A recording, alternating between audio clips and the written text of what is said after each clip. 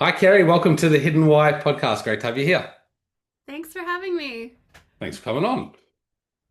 We've got a lot to talk about. Creativity today. Yep, Yeah? One of your favorite topics, I'm guessing. it is. You've written a number of books now. How many books now? Four altogether. Four. And Yeah. the most recent one, I think, is Awakening Creativity, which got my interest in bringing you on the show for an interview. Yeah. Thank you. And I love I'm excited this. to talk about it. Good. I love I like to think I'm creative. I think we all are creative, and you'll probably have your opinion on that too. But I don't feel like I'm a brilliant creative as such, but maybe that's just some sort of self-talk there. What got you into creativity? I know there's a bit of a backstory there, right? Yeah, I loved creating when I was a child, but I got away from it in high Yeah. school and college. Really turned my back to it, and that's what I say when sort of all hell broke loose in my life. And um, I just had a rough, time in my 20s. And then in 2009, I was in my early 30s. I developed a life-threatening allergy to heat, and it was all forms of heat, so including my own body heat. And so I could barely move without going into anaphylactic shock. And this Well, was sudden. And yeah, so I was bedridden. I couldn't go up and down the stairs or sweep the floor. Anytime my body sensed heat, even if it was just in the air, I would, we'd have to call the paramedic. So basically, I describe it as a death. I kind of felt like I died, but I was there to mourn my own self because everything was kind of taken away from me at that point. And I became severely depressed because I had been really active my whole life. And I just thought, this can't be my life. I can't lay here for 50 years. And it got really dark. Like I was having sort of suicidal thoughts. And one day I just heard this voice say, now that your life is over, you might as well do what you want and paint, which was really interesting because I didn't know I wanted to paint. That wasn't something on my mind. And but I was so desperate, I listened and I started painting in bed, and it saved my life. So I always describe it as it held me and comforted me in a way that no humans could. My family was trying to help me, but I just felt this sense of peace and love, and I felt it as if it were like a presence physically there, just caring for me. And I began to look forward to waking up in the morning because I couldn't wait to paint. And I would lay in well, bed at night and just think about what I was going to do. So it was a big shift from not even wanting to be, here to I had so much excitement and anticipation. that's And the good. biggest Yeah. gift, yeah, and the gift from that is I bypassed the doubt and fear and the criticism that a lot of people have, because I was just painting as sort of to survive. And I found that this creative force that I kind of felt guiding me never judged me, it never criticized me, it only loved me. And I vowed to always treat it with the same love and kindness, and to just spread the truth of its power and its love and its healing capacity. Mm, So that became my life's work after that, to honor this, what I call a force that saved me. And the most beautiful relationship. I'm so glad that happened. And I still have my heat allergy, but it's a little bit more under control now, so I can do, I can move, um, but I still have a lot of limitations. So yeah, wow. that's how it Yeah. started. And many years later, now you run workshops, you write books, you got a podcast, helping other people find this creativity in them. Yeah, it just sort of snowballed into this new life. And it was really, like, I describe it as guided by this creative spirit as I've come to know it and understand it. Mm, And I see creativity a little differently, I think, than what we're taught. To me, it is a relationship, and I'm never trying to get better at it or be good at it.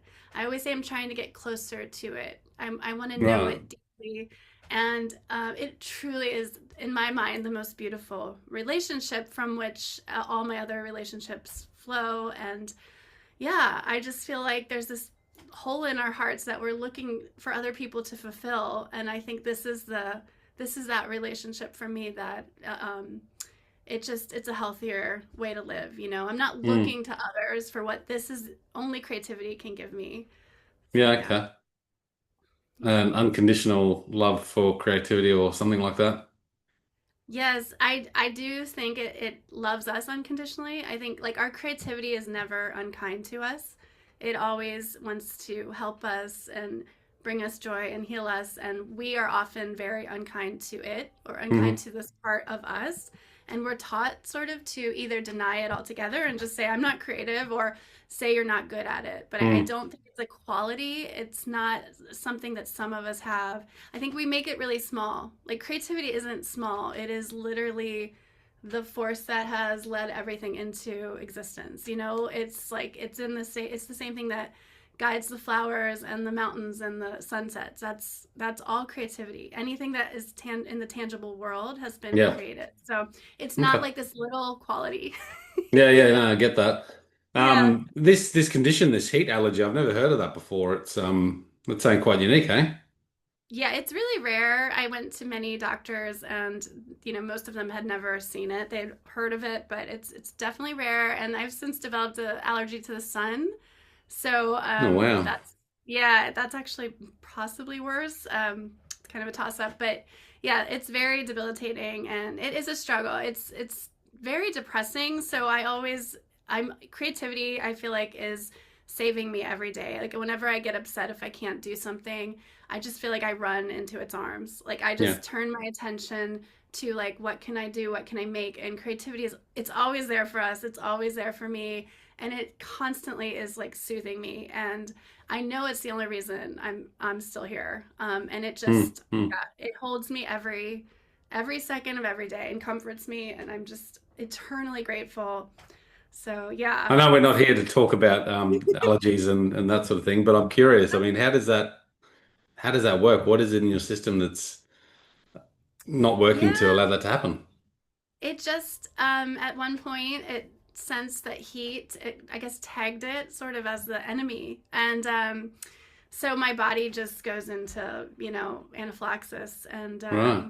there's really nothing they can do except for me to avoid it, which is really difficult. It's really hard because we are hot bodies, Yeah, yeah, so yeah, yeah. but I did, and I was bedridden. I thought, am I dying? Because I'm allergic to myself. That's really scary. I'm allergic to my own body. So it was very, very difficult. But it was like I said, it was my greatest burden and it was my greatest blessing. Yeah, often that can And be the way, huh? definitely, You're yeah. like some like reptile, no offense. Cold-blooded or something. That's Yes. Well, fascinating. And I yeah. do it, I'm sorry for that condition, but obviously it's led to great things. So, Yeah, I mean, the people that I've met along this path, this creative spiritual path, as I mean, the experiences I've been able to have, yeah, I wouldn't go back and trade it, even though it's still very difficult and I mm, cry a lot and summer is really hard for me and I watch other people do basic things that I wish I could do and it can be I yeah, can't travel very well and that really upsets me and yeah, I just try to accept it manage and it. run back to creativity. It just yeah, it's constantly holding me. So Well, it's good you found something because when you get something like that that holds you back and stops you from doing things that you love, finding that creativity for you was the way out to find more yeah. meaning in life, even though you've got some serious limitations there. So that's amazing. You mentioned there, like we have this creativity in our childhood, and I think a lot of people could relate to this. Um, I don't know. My thoughts are that, when I think of creativity, particularly in my childhood, it was about arts and crafts and painting and things like that. And I don't know why it disappears, but maybe it's because it's like, well, your art is no good. Maybe that's what you're told, or maybe that's what you're thinking. And then you just sort of say, well, that's not my path in life, so I'm going to pursue something else. But like you said, like everything that we do has levels of creativity in it, particularly in my field of work as well. So what Mhm. what is that? Like, well, number one, what is creativity rather than pigeonholing it just to, beautiful paintings like the one behind you there? What's your definition of that? So my definition, based on my personal experience, rather than what I've been taught, and I always say like be wary of any myth or belief that distances you from your creativity, whether it's a relationship or a habit or belief system. or person, because this creativity is our greatest source of our power and our joy and our wellness. I think, the capacity for healing. So, my definition is it's a living, breathing, specific force that has a personality and it has natural laws, and we can see it reflected in everything in nature. And part of our problem, I think, is that we don't understand it. So we have to understand like how it works and what its personality is, and we ask it to be what it's not.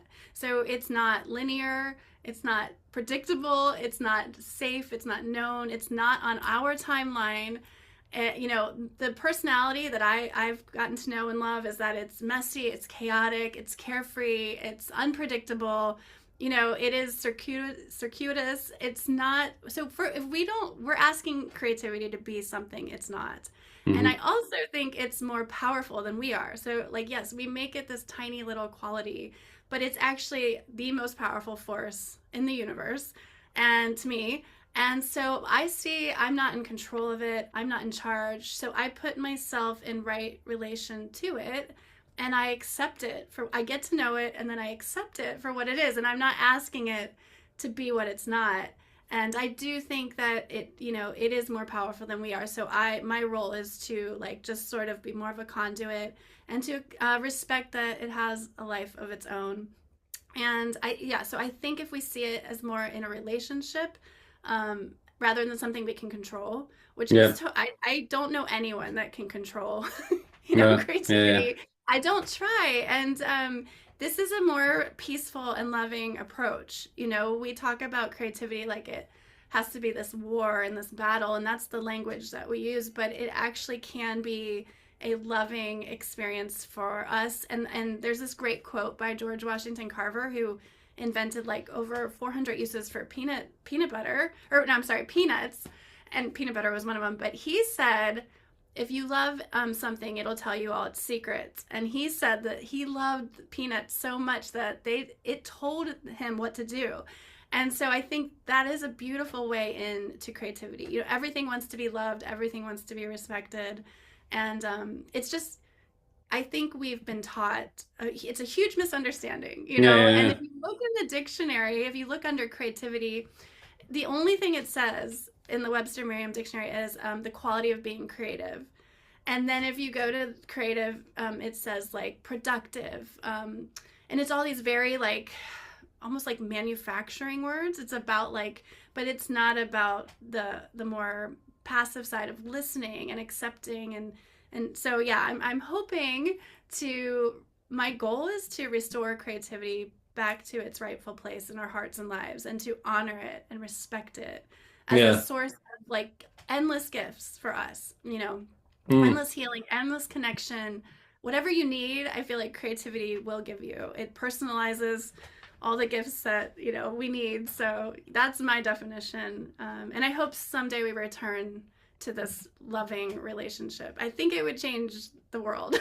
So Yeah. Good. I love it. You're passionate about it. The yeah. I can certainly see that control element there for me personally. Mhm. Like, and maybe that's why I don't do some of the more typical creative things like painting or anything like that. Mhm. Having a need for control and some sort of level of perfectionism, maybe. I don't know. I mean, art, I don't see art as being perfect in any way. But maybe that's why it sort of escaped me as well. But what are your thoughts on why people avoid or move away from that creative process that's naturally within? Yeah, I just think the way that we've been taught, the myths, and they're all just myths, they're all arbitrary, about what creativity is and how we should judge it. Yeah. And it's either good or bad. And always say, like, that's the most boring thing about your creativity, like, or about your art. Is it good? Like, it's a boring question. Um, I would say there's a million other questions to ask. Is it wild? Is it free? How did you feel when you were making it? How did this change you? And really, I think it's just that we're taught only certain people are artists, only certain people can create. And the most popular phrase I think in America is "I'm not creative." I feel like everyone has said that. And there's this man, Jacob Norby, who calls it the unholy mantra. And I think that is such a denial of our innate nature. And to me, creativity is the spirit within us. It's our life force. And so we're just denying the most powerful part of us. And I don't think it's Mm. accidental that this is taken away from us. Um, but yeah, it's Why do you unfortunate. think it's taken away from us? Because I do think it makes us powerful, and when we're creators we don't need as much, we don't need to consume, we create, and I Interesting. think people realize that they have the power to change situations and whole entire paradigms, because artists are always Do you think there's a level of silent. wanting of control over people? Like if you take away Yeah, people's creativity, there's more control you have over yeah. them. You do? Absolutely. Yeah, Uh-huh. there's this quote by Marianne Williamson's that if you control people's spirits, or you're controlling them. Like it's the most Hmm. effective way That's interesting. to Yeah. control people. They're oppressing themselves. And I think we are all oppressing our Yeah, wow. creativity and our spirit and possibility. Creativity Hmm. is possibility. It's the possibility to change. And the other thing, I think this is probably the most beautiful thing about creativity, is when I started to paint and feel this spirit within me awaken, which is, the book is called Awakening Creativity, because it was awakening all these beautiful qualities within me, like reverence and devotion and patience and resilience and persistence, and what I would call these divine qualities in us. I could feel my own direct experience with this like unseen world where creativity comes from. Creativity, like hope and love, those are those are unseen. We can't see these things. Um, but I could feel this coming through me, and I realized this is in everyone else too. This is in everything on earth, everything that has a physical form. There's something moving through it, just like whatever's making the acorn grow into a tree, like whatever internal force that is creativity. And so I Right. realized Yeah. this is in everyone. And what I love more than anything is creativity. And what I love lives in you. I love creativity. That lives in you. We are one. So what I love is inside of you. That is powerful. Hmm. If we start to realize that this beautiful spirit in me is the same within you, and I mean, this isn't new. Like, faith traditions have been saying this forever. But how do you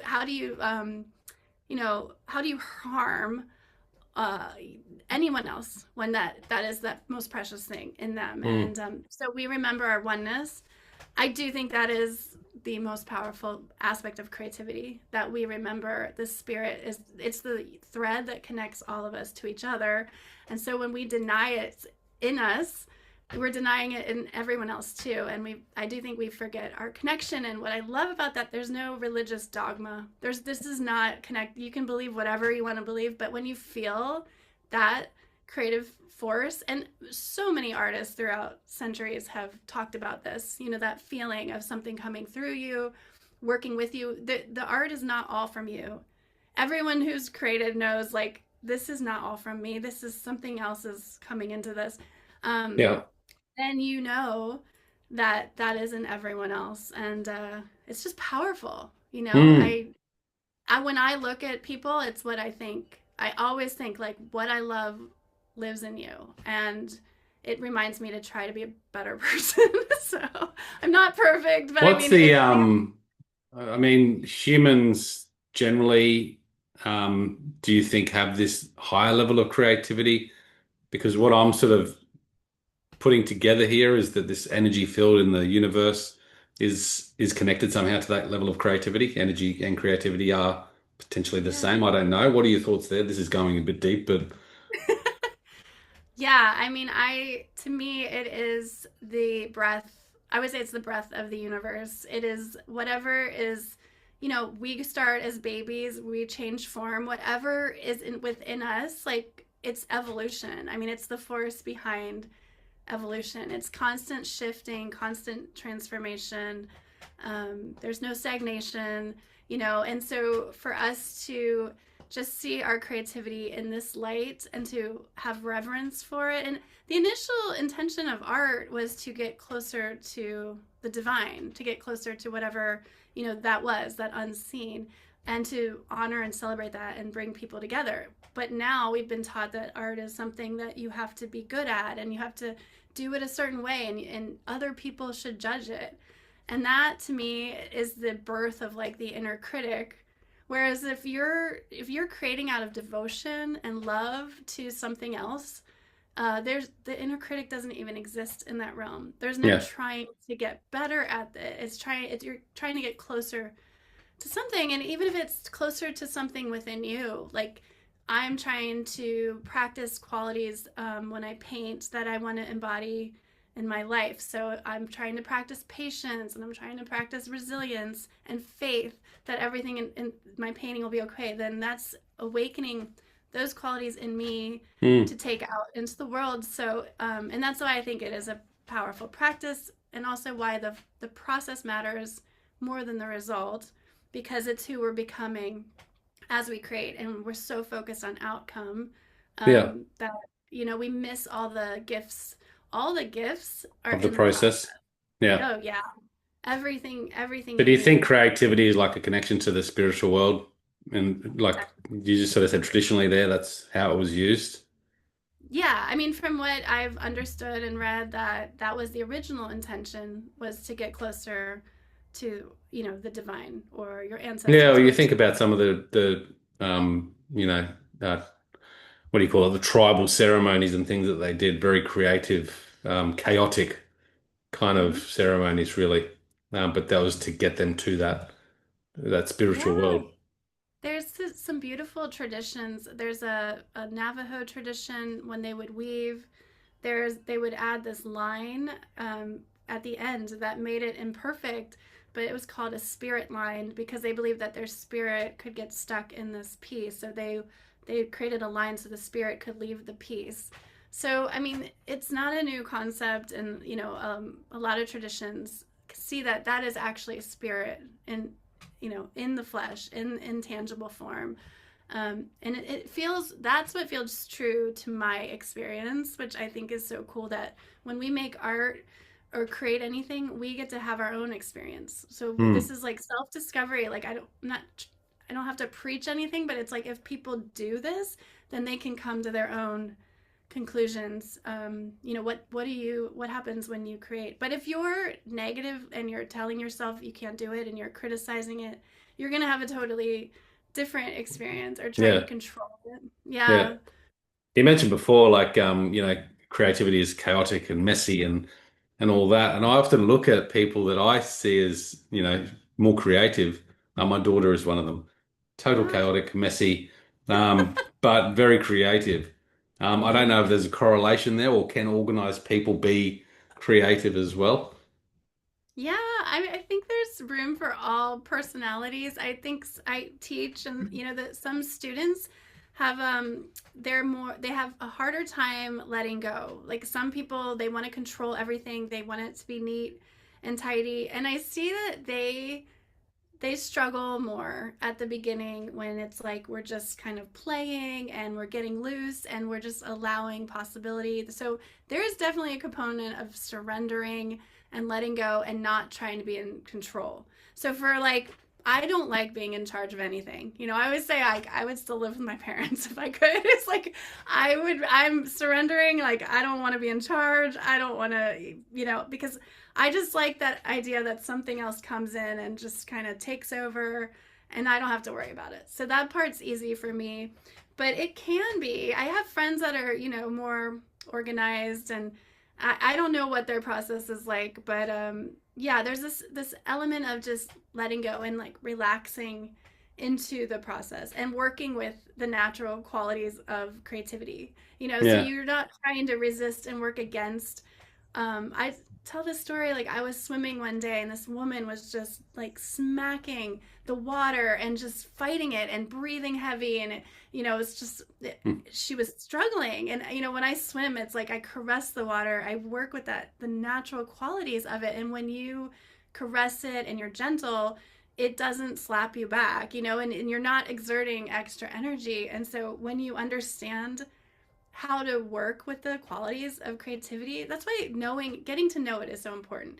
And then when you work with it, you don't have that resistance, you know? And Yeah, so it's a good creativity metaphor. will Mm. smack. It is. It's like whatever energy you show up with when you make something, that's what you'll be greeted with. So if you resist, you will meet resistance, you know, and it'll smack you down. Like I've never won a fight with creativity. I mean, it'll take you on a ride, but just yeah, working with it, its qualities and just letting it be what it is, you know. Mm. And but that if we can release our need for a certain outcome, that freedom, I think then creativity is allowed to be itself. And yeah, I think letting go is key, and it's hard for us because we Uh, want to think, yeah.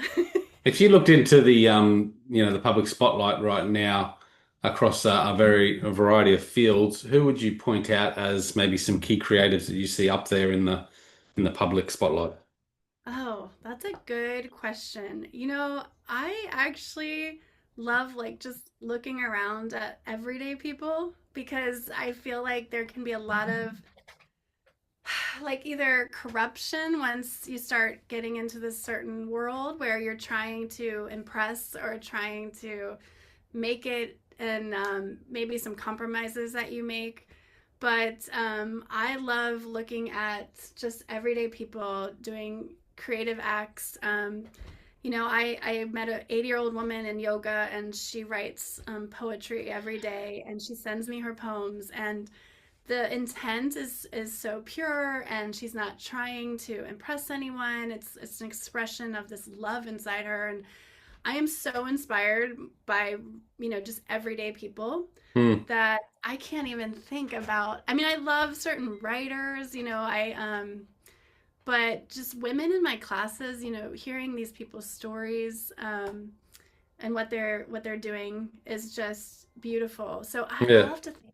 I'll think about I like, sort of look out there and I go, okay, well, who are some creatives? And I mean, the people yeah, that I sort of look up to and go, oh, well, they're doing amazing things like Richard Branson or Elon Musk even. And they're not the people that you see art from, but yeah, they're obviously very creative. And I feel like some of the success that these people have that I'm thinking about, they don't have that resistance and they have this real good creative flow.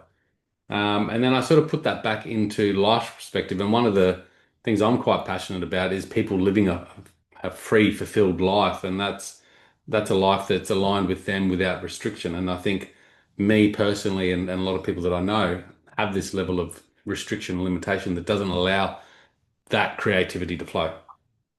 And mm, if we could only allow that creativity to flow in what, and not just painting, but whatever creative yeah, style that relates to us or resonates with us, then perhaps we could live that life more fully. And the reason why I'm sort of putting those dots together is because you said, you were lying in bed and then you started painting and then you really started feeling this freedom in life. yeah. Yeah, I think it's important to slow down. Like one of the qualities I would say creativity thrives in is the slower pace, you Mm, know, the silence and the stillness. My friend will describe creativity as, you know, shy, and that it doesn't go where it's not wanted, and it doesn't come often in like a loud, you know, way. It's like a whisper, and it's intimacy, and so it has to feel safe. And I do like that. But I also think, like in art, restrictions and limitations can be so liberating. So sometimes when you put those parameters on something, the creativity within that can really explode. And I've had that experience when painting. If I've taken a class or something and we could only do certain things, and then it's like within these confines, it's like wow, I can really, my mind and my art just kind of expand. So well, I see creativity as a relationship that's constantly with me. Like I'm swimming in it. It's always around me. It's not like a muse that might come or it might go, because often artists will be like, well, you know, the muse didn't show up today, or like it's a little thing. I just see it as like I am constantly surrounded by it, and it's all around me. It's the spirit that I'm in constant contact with. So any situation I go into, I can awaken that creative spirit within me and it within the space. So even as something as simple as like what do I wear? Like am I bringing like joy and lightness or beauty or color? Those are things that awaken creativity. And or you know, just how I'm treating people, or do I bring, I'm always trying to bring this energy, like do I suggest we sing a song, or do we am I more playful? So it's to me it's like these qualities within us that we can nurture and we can awaken. So we are embodying, I sometimes say, creative Mm. spirit, or Yeah. these divine, the higher, the better angels of our nature. We can awaken and you can see how people light up when you do something creative, or you share something with them, or I gave a rose away every day for a year, and it wasn't, I didn't do it for this reason, but I just came to realize that it's a creative act. I was like co-creating with this spirit that was kind of guiding me to these people, and it they would like light up and their posture would change. And so we have this opportunity within wherever we are to bring that love and joy, and creativity is contagious. So Yeah. that's, it's generative, it kind of takes on a life of its own. um, and you can see that. So I think we are so powerful to inform spaces. We can actually shift the energy of other people and moods, and then actually create a chain reaction of events that Mm. we've all seen that. So that to me is like, creativity is again so much bigger than a painting or my studio.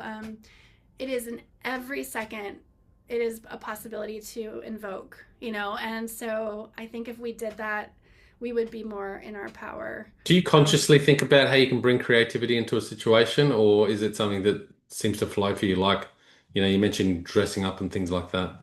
yeah, I feel like I am conscious of it, because it actually like breaks my heart that I think I live in a culture that doesn't acknowledge soul or spirit. Like we don't have people singing. Everyone's afraid to sing because they've been told they can't sing because they don't sound good. And so it's like this sort of numbness and deadening of our senses and our joy. And I do try to, because I'm honoring, I say I live in devotion to this. So I'm constantly trying to awaken creativity. Like my friends and I were on I'll tell, this is such a good story. We were on a ferry going to this little island near us, and we had some like musical instruments. And so we just started singing. And then there was a little baseball team, and they were, we asked them for, do you have any requests, and they requested Take Me Out to the Ball Game. I don't know if you know that song, but Yeah. so we started singing that, and soon the entire ferry, every age, every walk of life, everyone's singing Take Me Out to the Ball Game. And then at the end, the boys are just like beaming and jumping up and down, and everyone's like hugging and cheering. And then these like whales jumped out of the water, and someone's like, our singing brought the whales. And it was like this really cool moment Yeah. that I was like, Mm. we always have this opportunity. And what it created was connection. Mm. I could see like the joy was contagious, and then everyone's like hugging and cheering, and we were all of a sudden, we were like one. We were one body. And creativity can do that any moment, any Yeah. moment. It, because I think it, like whatever is in me, that spirit is in you. And so when we awaken that in each other, I feel like we remember our oneness. And I mean, I do think in other times of periods and cultures, like this is a way to create union and create peace and understanding. And when you sing together, your bodies start to all regulate and breathe at the same time. And it's just fascinating. But it is, I Yeah. think It's we can amazing. do that at any moment, because we're all walking around like kind of like zombies sometimes. And yeah, I get really depressed here because I don't see anyone awakening their creativity, Yeah. and Yeah. Kind of like so what we removes the have, boundaries and allows people just to be free, essentially connected. yes, it's like exactly what you're saying. It's like permission to other Yeah. people to also express their joy or what they love. And yeah, it's sad. So yeah, That's a I'm that's a always cool story. What can we do to tap into this creativity for people listening? Let's get into some tools now that you'd probably use for your students, etc. How can we tap into creativity? How can we let creativity flow more? Um, my story of creativity, really, that I'm thinking of right now is food. I love cooking, Oh and I'm yeah. quite good at it. But just cooking food and bringing people around and sharing that food for me is something that brings me a lot of joy, and it's nothing other than that. Hmm. but I can relate to that creative process in that and how that relates to my joy. Um, but bringing into other fields of work, I don't know. What do we do? Yeah. Well, I think first of all, I would say really try to get to understand creativity. And if you have some negative myths, like any myths that are distancing you from it or convincing you that you're not good enough, or you're not worthy, we can drop that entire belief system. That, the whole good enough, I don't believe in that. I don't like using the words good or bad. I think it's irrelevant. And it tells us nothing about the art. It only tells us about the person perceiving the art. It is all about them. It says nothing about the art. So I'd say get to know creativity in a new way. Start to understand it as a relationship. Like, what would that mean?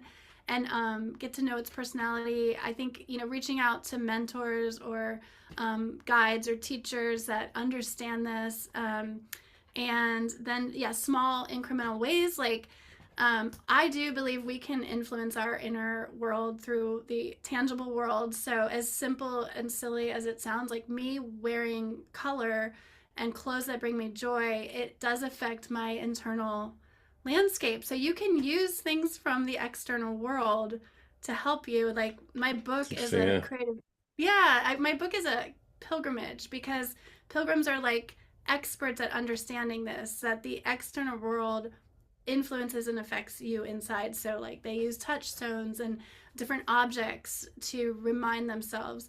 And I would say, surround yourself with creative people. I think cooking is such a brilliant way to express creativity because it's usually communal. It's an offering.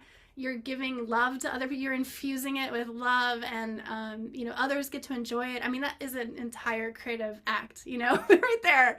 So that's a great way. And then maybe inviting other people to do that, or just little things you can do.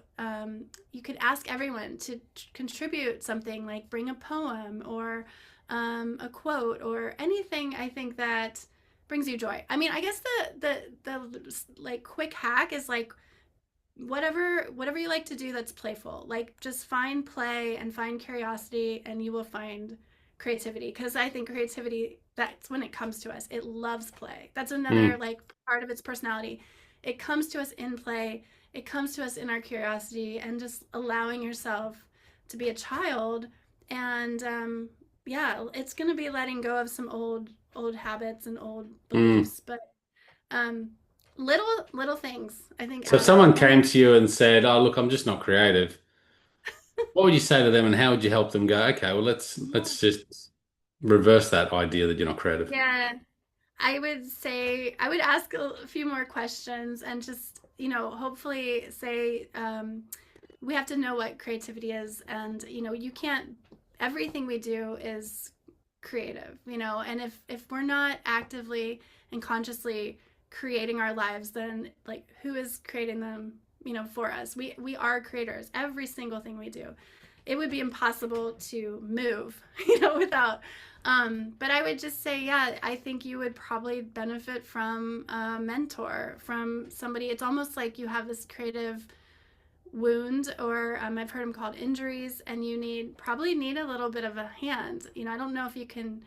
I think it is possible to sort of self heal, but being around people, I have an online class, helping, being in that community of people that support you and talk about creativity. And then just for me, it was just creating and painting and understanding, the process, and then what my values are, because I don't really care what my paintings look like, and that isn't the reason I was ever painting, in the first place. So, just letting go of outcome, going back to what you loved as a child, and acceptance. It's all about self acceptance, and I think that Mm. is another lesson and I gift. mean, I think starting that process, just starting, some sort of creative activity, Yeah. to allow that to flow, but starting obviously sometimes is hard as well. Mhm. I like this idea of, you said I don't care Yeah. about how it looks, or I don't know what the Yeah. terminology there is, but there is obviously a level of care in your work that allows you to do it. I don't know, how does that fit together? You know what I mean? Like, Yeah. I guess I really feel like I don't need to worry about the art. Like it's just inevitable. I do think like the natural law to me of creativity is it starts in order, or I'm sorry, it starts in chaos and it comes into order, and it everything wants to find its way. Like creation wants to be created. So it will, and I just have to stay present and be the hands and the eyes and the ears. But I always tell my paintings before I start, like, I'm going to love you no matter what. I know I am because I already feel like it's determined and it's going to be whatever it is. And I had a Mm. friend say, you can't force a poem to be what it's not. He was a poet. And I was like, yeah, I can't force this painting to be anything other than what it's going to be. There's just, I'm offering my best here. This is all I can do in this moment. I have full acceptance of that.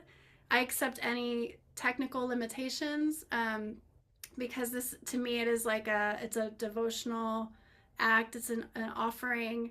It's a chance for me to become closer to this part of me that, like, I love this phrase by Rumi, and he said, "There's a place within us that is sweet beyond telling."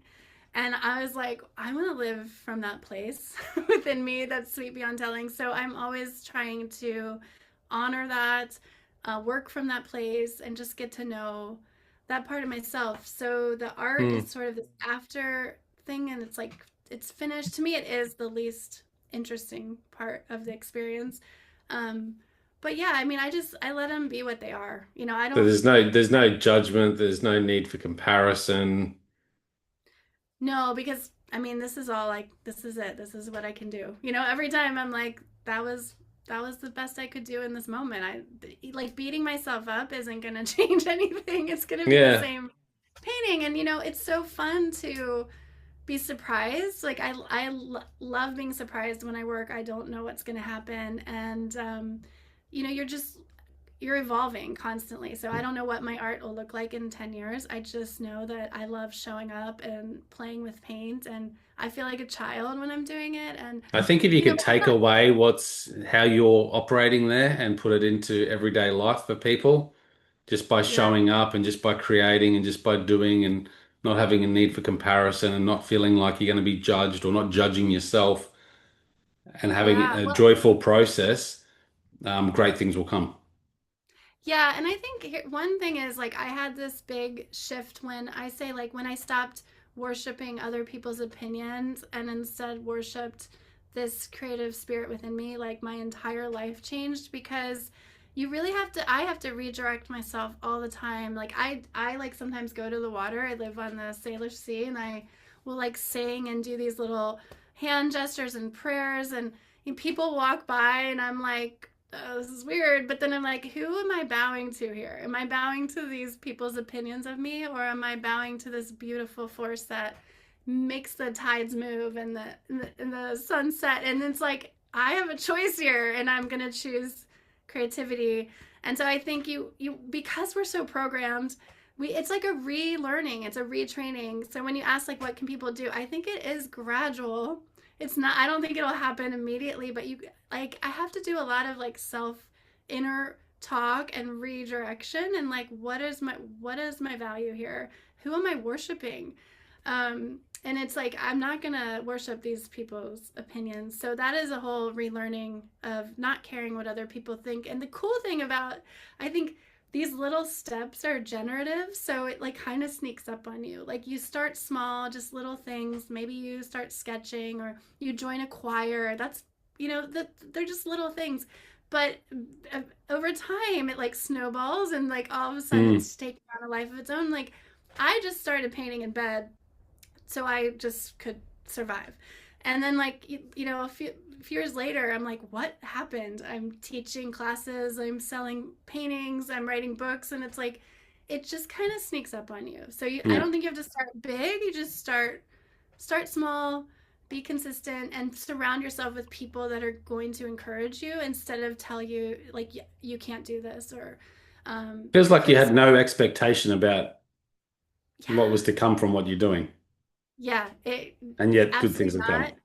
It was a beautiful relationship. It was Mm. about sort of that and not any outcome. And I do think when you Interesting. look at people, yeah, when I look at and read stories of writers or artists or anyone, like it seems like the same thing. It was like their intention wasn't this end game. It was like it just spiraled into something they had never expected. I feel like Mm, mm. those are the people that I'm like, wow, that is a wild story, but they had it was so innocently done on their Yeah, yeah, part, yeah. and then it's But like, I like that free process of that thing and what happens through that. I think that's quite profound. If you could teach people how to do that, it would be amazing. yeah. When you're doing your art, or maybe not, but I assume it happens for everyone. You get to a block and you're just like stuck. Do you ever get stuck? And then you hear about writer's block, for example. What do you do in those situations where you feel like you don't have that level of inspiration? How do you create? Yeah. Yeah. So I never feel blocked when I'm painting because I just keep going. Like I don't care if it looks good or not good. It's like I trust the process so much that I just have to keep moving the paint Hmm. and then there'll be like a shift. But I have to keep going. Like that is my job in this physical body. I don't think I'm supposed to judge it. I don't think that's our role at all. Or criticize it. That's when we start to block. But it's like I just have to move. Every move I make is getting it closer to where it wants to go. Whether I cover it up, if I'm painting and I cover it, it's still led to that next thing. So it's like that understanding and trusting the process. And I trust it because I've done it thousands of times and it works every time. So that's why I think sometimes it's nice to have a teacher because for my students, they're like, I don't trust this yet.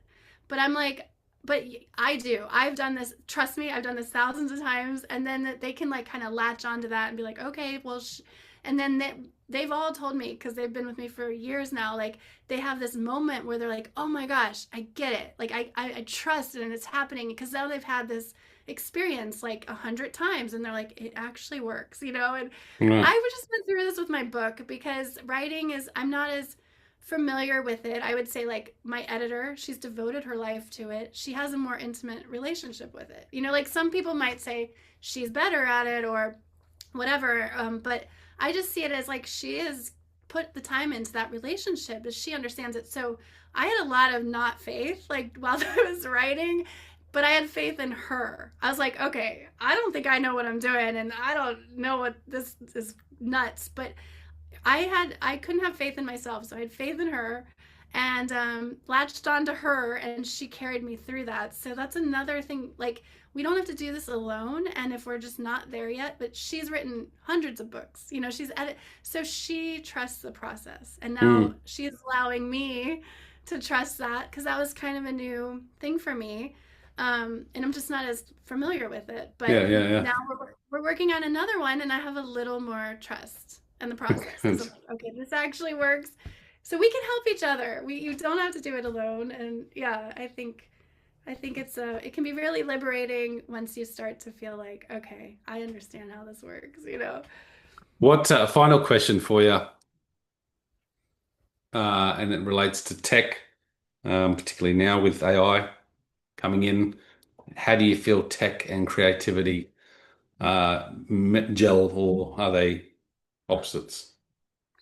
Yeah, I mean, I hope they're not. I hope they're compatible, but I just see tech hopefully is just a tool for us to express our creativity, and I guess it depends how we use it.